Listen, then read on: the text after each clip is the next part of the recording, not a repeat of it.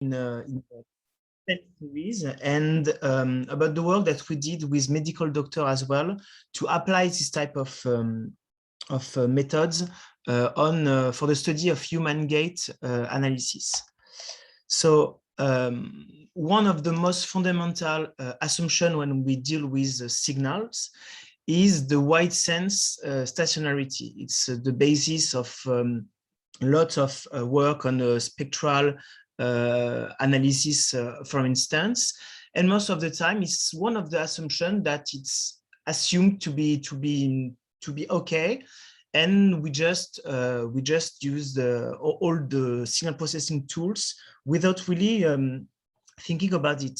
But actually, in several contexts, and it's actually in most applicative contexts, some changes occur in the data. It can be some drifts. It can be some abrupt changes in the data.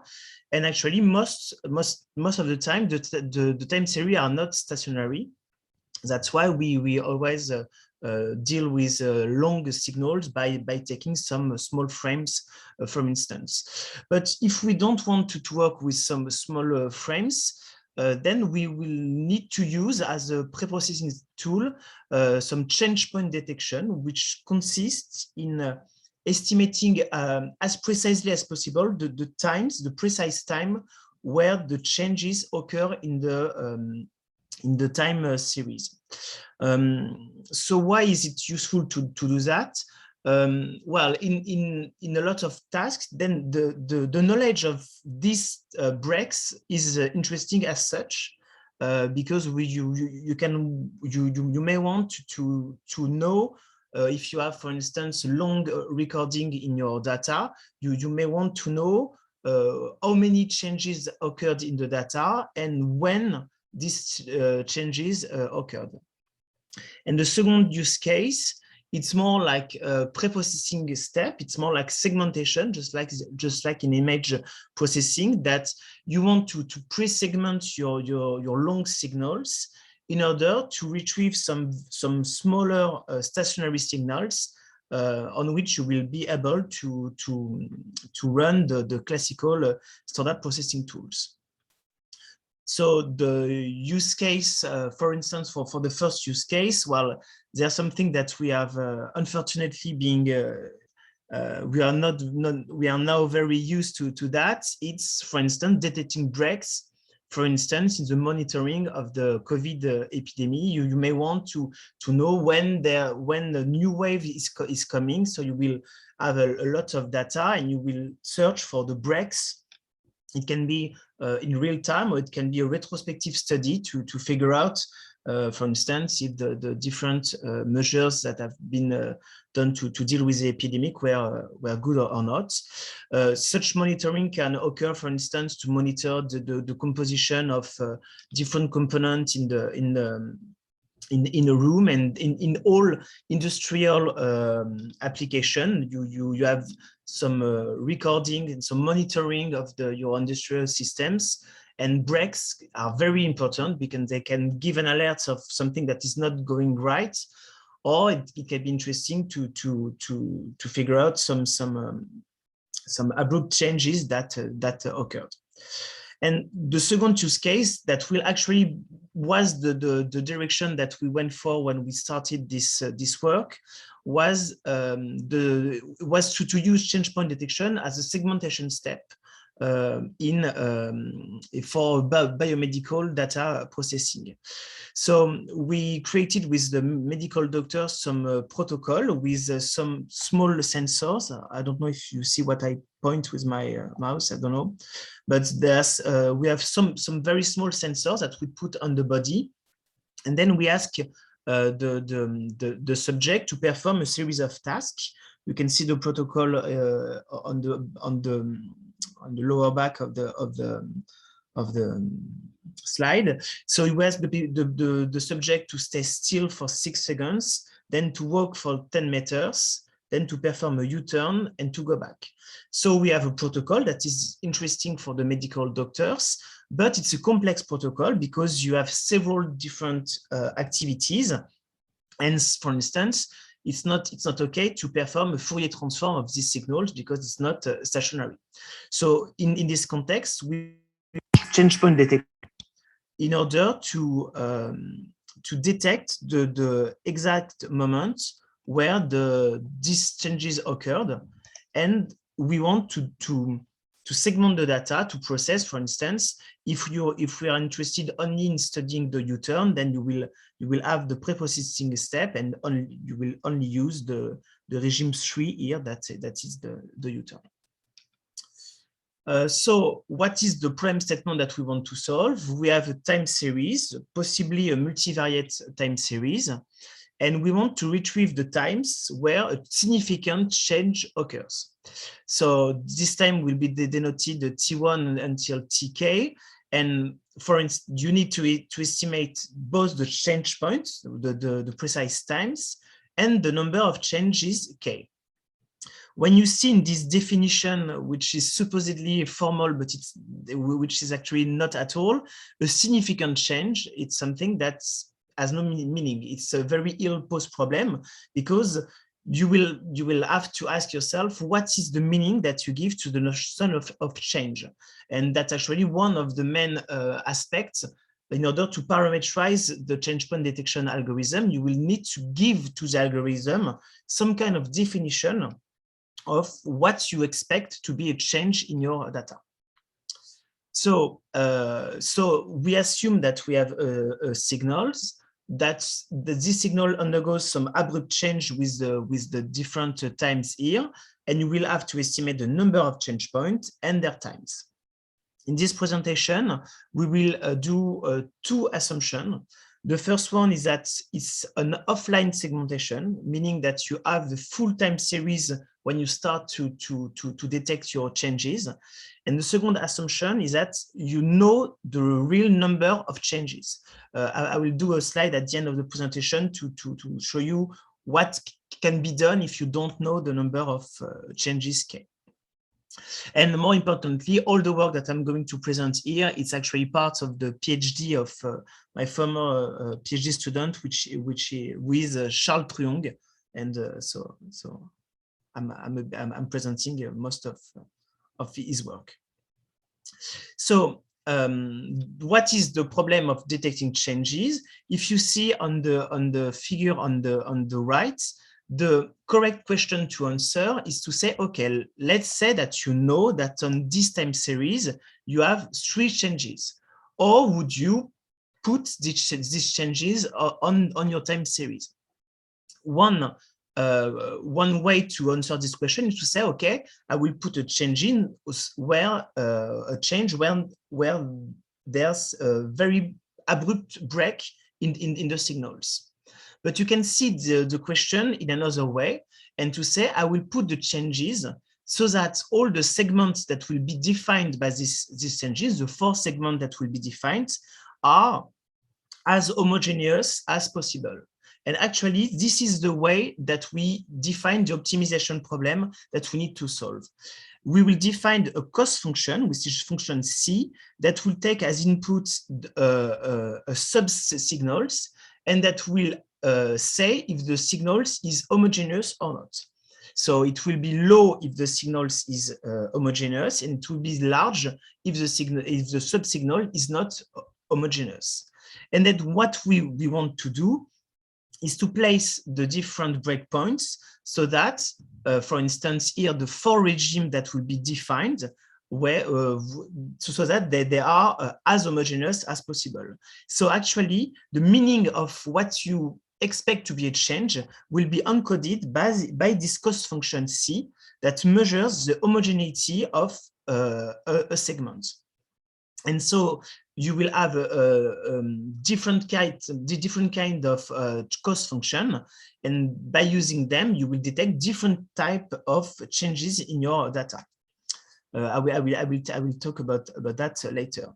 Then you have this optimization problem, and the main question is, how do you solve this optimization problem?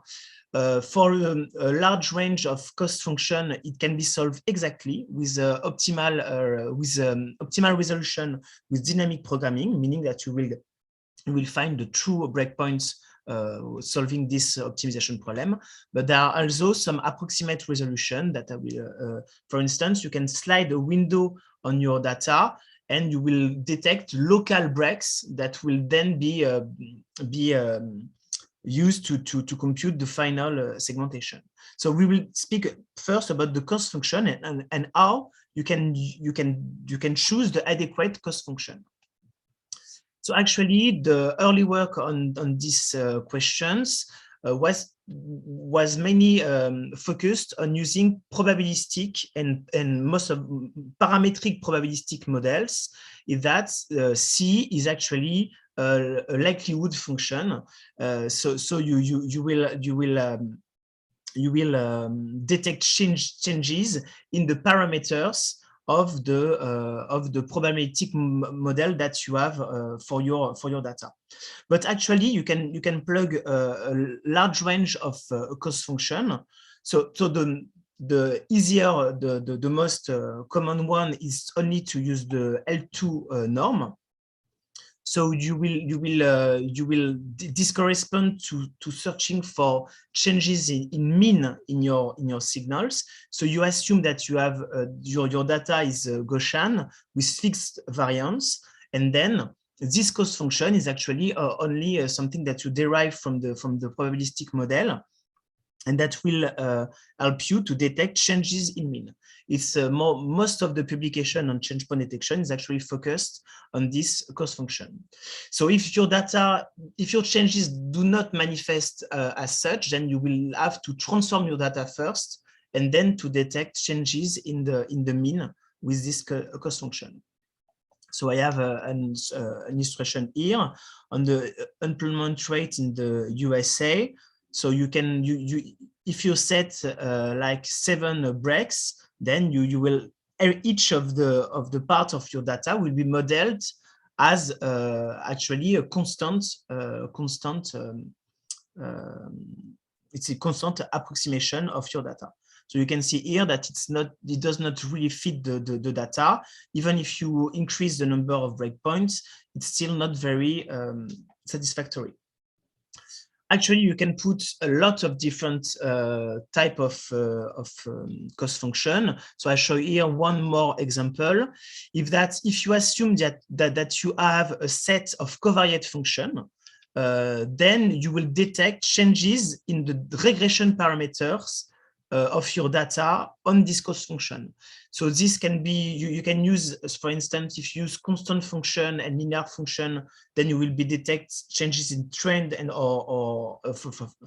for instance, you can have some sinusoidal function, then you will detect changes in seasonality. You can have some function that depends on the previous samples, then you will have auto-regressive models. So this kind of cost function can incorporate a lot of different models for your data. For instance, here with linear, so you assume that you have a linear approximation. You can see here for k equal to 7 is not still very good, but for k equal to 12, then you have a good approximation of your data.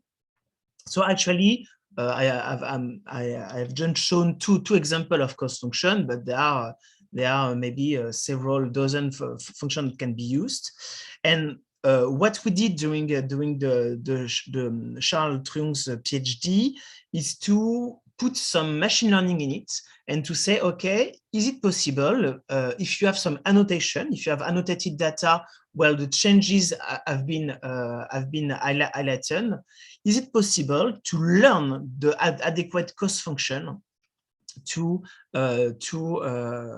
well, that is actually the most appropriate for your task that you want to solve, and it's something that we did a few years ago. You use a few annotated example, and then we use some metric learning. Actually, how does it work? I'm not going into details here, but it's that you will translate your annotation into a set of constraints, saying, for instance, that all samples belonging to the same regime, they have to be close according to the metric that you're building, and 2 samples belonging to 2 adjacent regimes, they need to be far away. And so you will actually take your annotation and you will translate them into constraints of which sample you want to be close to each other or far from each other. And then you can learn a cost function. And this is what we did. We are currently working on a new version of that, so that the metric that we learn is interpretable as well. Because here it was a bit of it was something with kernels, etc. that was not very interpretable. We are currently working on a new version of that. The second part is, so once you have the cost function, is how do you solve the optimization problem? Optimal resolution is possible. You will find the true solution for the problem, but it's very costly. So it's a complexity of n squared. So it's very long, and sometimes it's not really necessary to have such a precise estimation of the change point. There are also some approximated resolution. Most of them work with window and will only look at the local aspects of your data. They will not search for the breaks on the whole time series. They will only say, okay, in my window of interest, is there such change or not? But the problem of that is that, well, it's less precise than the optimal resolution, and you will have to put some extra parameters, for instance, the length of the width. You have some criteria to detect if it's a change or not. So it's more complicated to set up. So what we did about that, it's to use something that is actually an extension of orthogonal matching pursuit, and it's a greedy change point detection. The main idea is that you will take your data and you will say, okay, I will detect one break in the data, the most silent break in my data. So for instance, on the figure, it's the one, I don't know if you see my pointer, but it's the one that is circled in red. And then you will use a projection step to remove these breaks. So you have a new signals, and then you reiterate, you take a new breaks, etc., and you delete the break. And after that, once you have detected the K breakpoint that you want to detect, then you have your segmentation.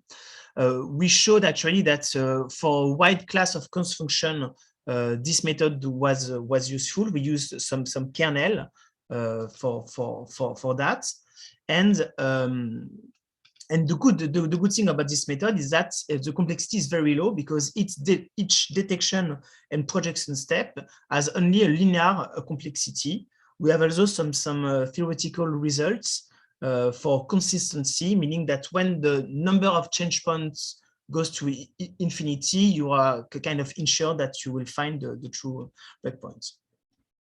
So some results on the data that we had for the gait analysis.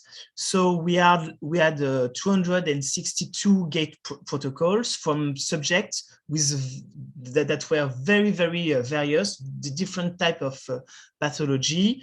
For instance, the smaller signals was something about 30 seconds, and the longest was 2 minutes. So it was really there was to perform a 10-meter test. So it shows you the variability in the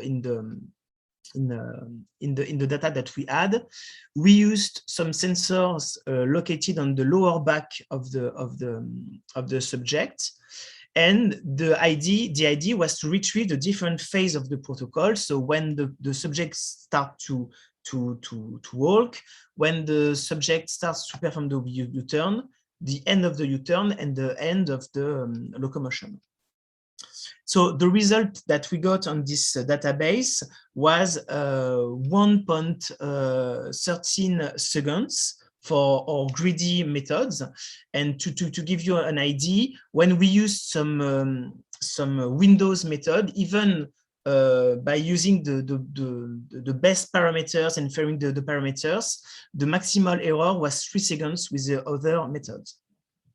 And when we compared our results to the optimal segmentation, well, the maximal error was the same. Actually, we did even better than the optimal resolution, but the computation time was very different, because it took 2 days to run with the optimal resolution, and only 1 minute and 30 seconds for our methods. So it was way way faster to use this greedy method.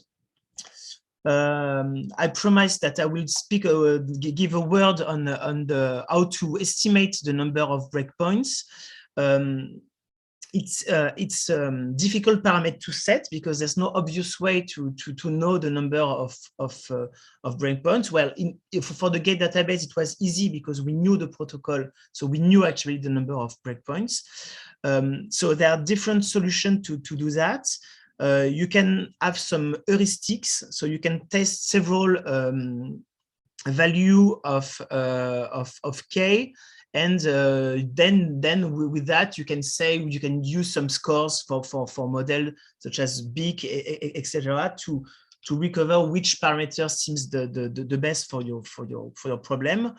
There's also a penalized formulation of the change point detection problem that will seek for a compromise between the complexity, the number of breakpoints, and the adequacy to the reconstruction error. So you can have a joint estimation of both parameters. And what we did, and what we are currently working on as well, is to use, once again, supervised approach. So you will use annotated example to estimate the number of breaks that you want. So you will give to the algorithm several annotated example, and then as an example we search for the granularity that you want. So it's linked to the level of well, the intensity of the break that you want to detect. Okay, so I will conclude by speaking a bit about the rupture package that Charles developed during his PhD. It's a package in Python that implements most of the offline approaches for change point detection. So you will have all the cost function that I speak about, and there are now, I think, 7 or 8 cost function. You will have several ways to solve the problem. So you have optimal, you have windows, you have some other approximated resolution algorithm, and you have also some heuristic that you can use to estimate the number of breakpoints or to use a penalized resolution. So you have everything is included in a rupture. So the package, we are very happy about it because there are more than 1 million downloads, and I went today to the homepage, and today it's 2 million. So we are very happy. And we will have new features in the following months, including all the supervised approach that I described in this presentation. So we'll have something that will estimate the number of breakpoints and that will infer the cost function as well. And well, for us, all this algorithm allowed us to perform some study as well in biomedical research. So it was important for us to use this algorithm for actually helping us and helping clinicians to deal with the data. And for instance, that allowed us to study the U-turn for post-stroke patients. So we have the algorithm that allowed us to isolate one part of the protocol and to work for that. You can isolate only the working parts to perform step analysis, etc. So it was for us one of the tools that we use for the data analysis. Okay, so thank you for your attention.